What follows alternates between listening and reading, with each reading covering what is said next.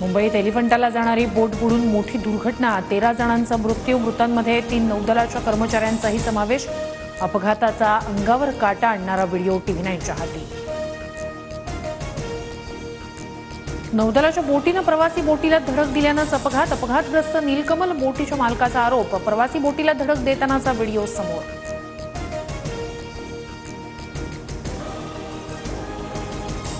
अपघातग्रस्त बोटीतून 101 जणांना बाहेर काढण्यात यश, नौदलाकडून नव्या इंजिनची चाचणी सुरू असतानाच अपघात, मुख्यमंत्र्यांची माहिती, तर मृतांच्या नातेवाईकांना 5 लाखांची मदत।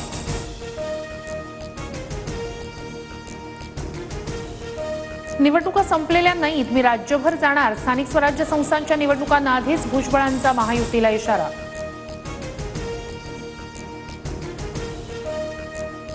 आंबेडकरांवरील माझ्या वक्तव्याचा विपर्यास, अमित शहांचं स्पष्टीकरण, तर काँग्रेसनंच अनेकदा बाबासाहेब आणि संविधानाचा अपमान केल्याचा शहांचा पलटवार।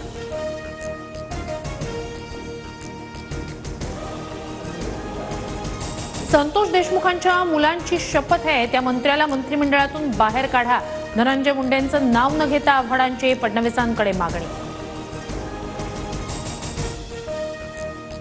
3 पोलीस अधिकाऱ्यांना सक्तीच्या रजेवर पाठवा, परभणी लाठीचार्ज प्रकरणात राज्य मागास आयोगाचे निर्देश।